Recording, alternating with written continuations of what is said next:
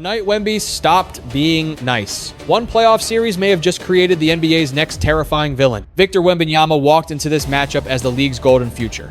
The quiet French superstar everyone wanted to believe was too calm, too respectful, too polished to ever snap. But by the time this series was over, that version of Wemby looked gone, completely gone. Because what happened against New York was not just basketball. It was personal pressure, public humiliation, old teammates talking reckless, fans crossing lines, media legends questioning his toughness, and a young superstar being forced to decide whether he wanted to stay polite or become dangerous. And the craziest part is, it did not start with the Knicks' biggest star. It started with someone Wemby already knew. A former teammate, a guy who had once shared the same locker room, heard the same coaches, studied the same system, and understood exactly how to get under his skin. That is what made it feel different. Trash talk from an opponent is normal. Noise from fans is expected. But when somebody who used to stand beside you suddenly turns around and starts chirping from the other side, that cuts deeper. During a tense moment in the series, cameras caught the kind of exchange that instantly makes NBA Twitter lose its mind. There was Wemby, standing tall, trying to stay locked in. And there was Jeremy Sochan, talking from the sideline like he had something to prove. Maybe he wanted attention. Maybe he wanted to help New York mentally shake the Spurs. Maybe he just wanted Wemby to react. But whatever the reason was, it worked. For the first time, fans saw a different edge in Wembanyama's body length. This was not the soft-spoken kid smiling through every question anymore. This was a 7'4" superstar realizing the league was not going to protect his feelings. Not the fans, not the media, not even people from his own past. And once New York smelled weakness, the whole city turned the volume up. Before this story is over, we are going to talk about the betrayal, the collapse, the arena takeover, the media attack, and the exact moment Wemby may have started his revenge era. Where are you watching from right now? Comment your city below. If you think Wemby is about to come back colder than ever, press 1. If you think New York exposed him, press 2. And if you love NBA stories like this, subscribe right now because this one is only getting started. The former teammate who crossed the line. The part that made this whole situation feel so personal was not just that Jeremy Sochan was talking. Players talk every single night in the NBA. That is part of the game. But when the noise comes from somebody who used to know your habits, your weaknesses, your emotions, and your locker room rhythm, it hits differently. Sochan was not just another voice from the sideline. He was a former teammate, and that gave every word extra weight. Wemby could ignore fans. He could ignore random critics. He could even ignore national TV debates. But seeing a familiar face on the other side, acting like he knew exactly how to poke at him, created a different kind of tension. It was almost like New York had found a shortcut into San Antonio's mind. They did not just want to beat the Spurs on the scoreboard. They wanted to make Wemby feel surrounded. And that is where the story started shifting. Wembanyama has always been viewed as calm, almost too calm. He answers questions with maturity. He rarely gives opponents easy sound bites. He plays like someone who sees the game from above the chaos. But Sochan's trash talk seemed designed to drag him down into that chaos. The cameras caught the body language. Wemby did not look scared. He looked annoyed. He looked like someone realizing that respect was not going to be handed to him just because he was talented. In the NBA, greatness attracts challenge. The moment the league sees you as the future, everyone starts testing whether you are strong enough to carry that label. And Sochan became the first symbol of that test. Not the most dangerous player, not the biggest name, but the loudest reminder that Wemby's old life was over. From that moment on, this was no longer just a playoff battle. It was a psychological war. When basketball became personal, New York did what New York always does. It turned basketball into theater. The lights felt brighter, the crowd sounded louder, and every possession carried the energy of a street argument. For most players, that atmosphere can be exciting. For Wembanyama, it became something heavier. Every mistake was mocked. Every missed shot became a roar. Every quiet moment felt like the city was waiting for him to crack. That is what made the series so dangerous for San Antonio. The Knicks were not only trying to defend him, their fans were trying to emotionally exhaust him. They wanted him irritated, they wanted him rushing shots, they wanted him thinking about the noise instead of the next play. And for a young superstar still learning how to carry a franchise deep into the postseason, that kind of pressure can feel endless. But the pressure was not just inside the arena. The entire atmosphere around the matchup started feeling bigger than basketball. Every clip, every stare, every sideline reaction, and every small confrontation became content for social media. Wemby could not simply have a quiet, bad possession. If he missed, it became a meme. If he reacted, it became a headline. If he stayed calm, people questioned whether he had enough fire. No matter what he did, the conversation kept tightening around him. That is the unfair trap young superstars face. They are expected to be emotional enough to prove they care, but calm enough to avoid looking rattled. They are expected to dominate, but also stay humble. They are expected to lead, but they are still learning how to survive the loudest stage in basketball. And still, Wemby did not disappear. He kept showing up. He kept protecting the rim. He kept demanding the ball. He kept trying to drag the Spurs through a series that felt more personal every night. But the emotional toll was obvious. You could see it in his face after dead balls. You could see it when he walked back to the bench. He was not just fighting a team anymore. He was fighting a city, a narrative, and the growing idea that maybe he was still too young for this stage. That is exactly the kind of doubt that can either destroy a player or transform him. And by the time the series reached its most painful moments, Wemby was standing right on that edge. The collapse that shocked everyone. The hardest losses are not the games where you get dominated from the opening tip. The hardest losses are the ones you had in your hands. And that is what made San Antonio's collapse so brutal. The Spurs did not look helpless for most of the series. In fact, for long stretches, they looked like the better team. They built leads. They controlled tempo. They had New York searching for answers. Then everything fell apart. Every time the Spurs seemed ready to take control, the Knicks found a way back. One turnover became two, one missed rebound became a momentum swing, one rush jumper turned into a fast break, one bad possession turned into a crowd explosion. And suddenly, Wemby would look up at the scoreboard and realize another lead had vanished. That is the nightmare for a young superstar. He can put up numbers, he can block shots, he can stretch the floor, he can do things no player his size should be able to do. But he cannot control every mistake, every panic possession, every teammate losing confidence when the pressure gets loud. The box score can say he was brilliant, but the final score can still say he failed. That is the coldest part of playoff basketball. And that is why this series hurt so much. It was close enough to haunt him. San Antonio was not miles away from greatness. They were inches away. A cleaner fourth quarter here. A stronger defensive rebound there. One calmer decision in the final minute. One whistle, one bounce, one defensive rotation.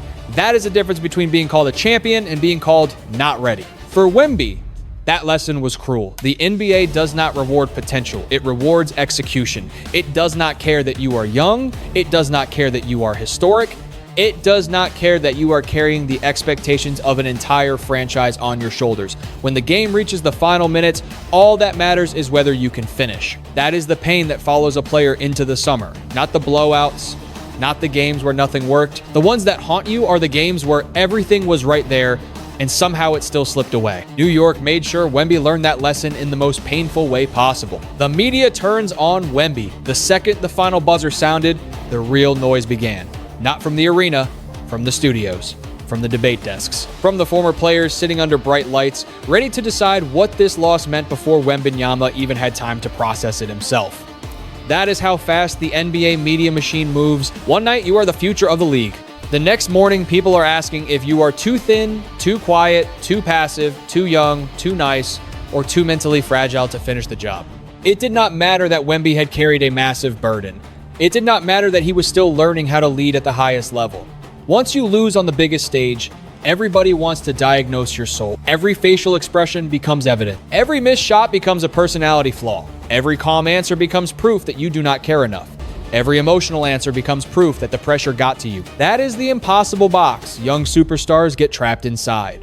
If they smile, critics say they are not serious. If they look angry, critics say they are immature. If they speak honestly, people call it an excuse. If they stay quiet, people say they lack leadership. Wemby was no longer being judged like a young player ahead of schedule. He was being judged like a finished product who had failed the final exam. Shaq's criticism hit from the old school angle. He wanted more strength, more force, more physical dominance. Charles Barkley's angle felt different, but just as sharp. He questioned the mentality, the aggression, the killer instinct, and whether fans agreed or not, those comments became gasoline on the fire, because now the conversation was no longer about one-loss series.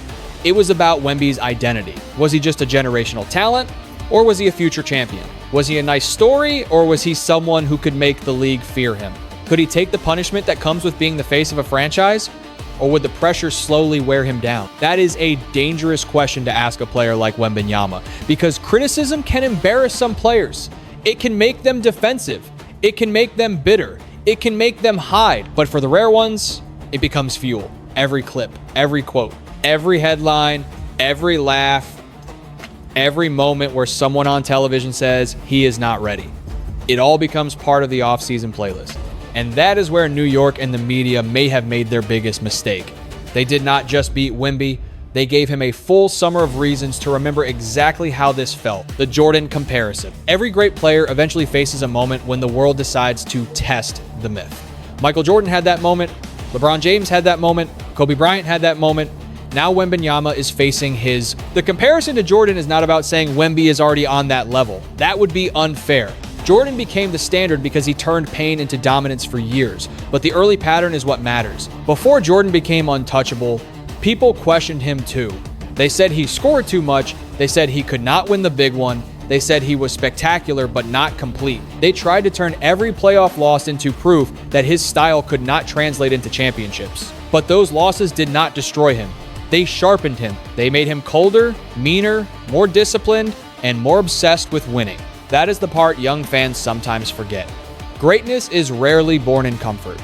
It is built in embarrassment, criticism, failure, and lonely summers when nobody sees the work. The public only sees the trophies later. They do not always see the anger that built them. They do not see the film sessions, the extra weight room hours, the silent practices, or the moments when a player decides he is done being doubted. Wemby is now entering that phase. He has the talent, he has the size, he has the skill set that looks almost impossible. But the league just showed him that talent alone will not protect him. Opponents will bump him, fans will mock him, analysts will question him, former teammates may test him, and playoff pressure will expose every small weakness. That does not mean he is broken. It means the real story has finally started. The NBA may have believed it was watching Wemby fail, but years from now, this series might be remembered as the moment he became serious. Because sometimes the loss that hurts the most is the exact loss that creates the version of a superstar nobody can stop. The breaking point. After the loss, Wemby did not look like a player who simply needed a vacation. He looked like someone replaying every possession in his mind. Every blown lead, every missed chance, every insult, every headline that was already being written before he even left the building. That is the brutal side of being a franchise player. When a team wins, everyone celebrates together. When a team loses, the superstar carries the face of the failure. And for Wembanyama, that burden felt heavier than usual because this was not just about losing. It was about how close San Antonio had been. The Spurs were not embarrassed because they never had a chance. They were embarrassed because they had control, gave it away, took it back, and gave it away again. That kind of defeat does not fade overnight. It sits in your chest. It follows you into the locker room. It follows you onto the plane. It follows you into the offseason. In the press room, his energy felt different. He was not trying to entertain reporters. He was not trying to protect everyone's feelings. He was not trying to give some perfect quote that would make the loss sound acceptable. He looked like a young superstar who had just learned that playoff pain is a completely different language. Regular season losses teach you adjustments. Playoff losses teach you who you really are. That is why this moment matters so much. Some players leave a series like this looking defeated. Wemby looked disturbed, but not defeated. There is a major difference. Defeated players search for excuses. Disturbed players search for answers. And once a player with Wembanyama's gift starts searching for answers with anger in his chest, the rest of the NBA should pay attention. Because this was not the end of his story. It was the end of his innocence. The polite young star had seen the ugly side of pressure, fame, rivalry, and expectation. Now the question was simple. Would he stay the same? Or would this pain create a version of him the league has never seen before? The birth of a new mentality. The next version of Wembanyama cannot just be taller, more skilled, or more famous. He has to be harder to move, harder to distract, and harder to emotionally reach. That is the transformation this series demanded from him. New York gave him the blueprint of what teams will try to do for the next decade. They will crowd his space. They will send stronger bodies at him. They will test his balance. They will test his patience. They will force him into uncomfortable spots and dare him to respond without losing control. So the offseason becomes more than training. It becomes a complete rebuild of mentality. Strength work matters, footwork matters, conditioning matters. But the biggest change has to happen in how he processes pressure. He has to learn when to punish smaller defenders, when to pass out of traps, when to slow the game down, and when to take over without forcing the issue. Because in the playoffs, every weakness becomes public property. Every hesitation becomes a scouting report. Every emotional reaction becomes a weapon opponents try to use again. That is where Wemby can become truly terrifying.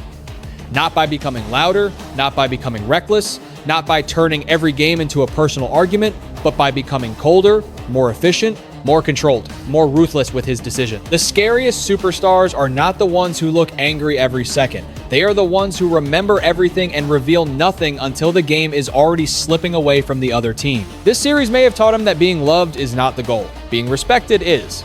And respect in the NBA is not given because you are talented. It is taken through consistency, toughness, winning, and the ability to answer every challenge without losing yourself. If Wemby adds real strength without losing mobility, if he learns to hold deep position, if he turns double teams into open threes for teammates, and if he becomes the emotional anchor instead of the emotional target, then this loss becomes dangerous fuel. Because once he understands that every bump, every boo, every criticism, and every disrespectful headline is just part of the education, he stops reacting like a victim. He starts responding like a leader. That is the birth of a new mentality. If Wemby uses this pain correctly, New York did not expose him.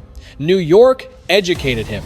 And that may be the worst possible outcome for the rest of the league. The league has been warned. The entire NBA should understand what may be coming next. A healthy, angry, fully focused Wembanyama is not a normal revenge story. He is a matchup problem with emotional motivation now attached to it. That changes everything. Before this series, teams could still look at him as the future.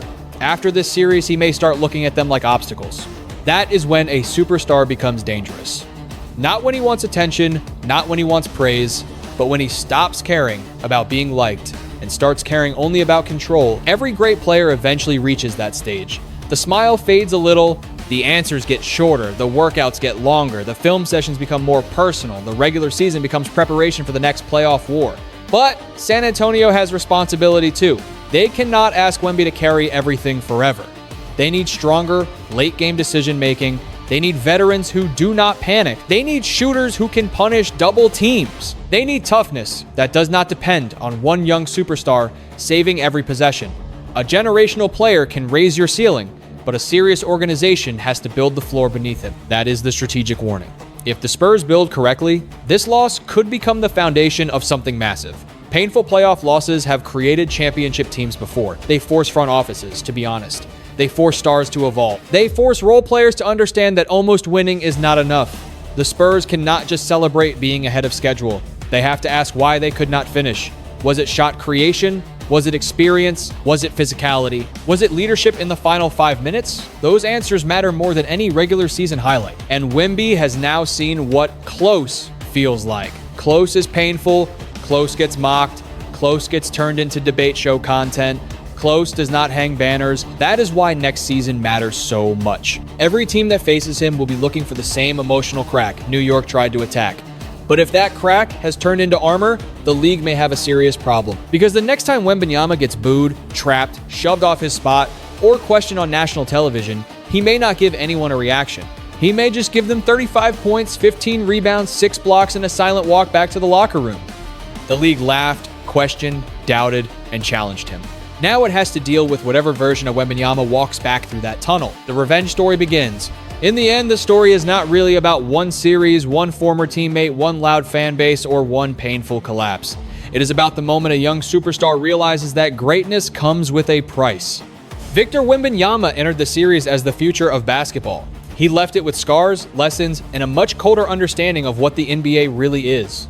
The strategic lesson is clear. Talent can get you to the spotlight, but discipline, strength, leadership, and emotional control are what keep you there. San Antonio learned that leads mean nothing without execution. Wemby learned that historic numbers mean less when the final score goes the other way, and the rest of the league learned that pushing a generational talent too far can create a problem nobody is ready to solve. But there is also a human lesson here. Passion should never turn into disrespect. Rivalries make basketball beautiful, but the game is still played by people. Fans can be loud without being cruel. Players can compete without making it personal beyond repair. Criticism is part of sports, but humiliation should never become the goal. The best version of the NBA is intense, emotional, competitive, and still respectful. That is what makes this next chapter so powerful. Wembanyama does not need to answer with anger off the court. He can answer with work. He can answer with leadership. He can answer by becoming stronger, smarter, calmer, and more dangerous when the game slows down in the fourth quarter. He can learn that revenge does not have to mean shouting back. Sometimes revenge is discipline. Sometimes revenge is making the right pass. Sometimes revenge is trusting your teammates. controlling your breathing, and executing when everyone in the building is waiting for you to panic. For the Spurs, the mission is just as clear. Protect the franchise player with a roster that fits him. Give him spacing, give him toughness, give him veterans who understand pressure, give him teammates who can turn his gravity into easy points. Because if San Antonio treats this loss like a warning instead of a tragedy, they can build something real from it. If Wemby does that, this series will not be remembered as the night New York broke him. It will be remembered as the night New York woke him up. And sometimes, waking up the wrong superstar is the biggest mistake a team can make. This may not be the end of Wembanyama's rise. This may be the beginning of the chapter where the entire NBA realizes the quiet kid from France is not here to be liked. He is here to win. If you believe Wemby is about to start a revenge tour, comment 1. If you think the league still has his number, comment 2. Like this video, share it with another NBA fan, and subscribe to the channel for more NBA stories, drama, trades, and behind-the-scenes breakdowns.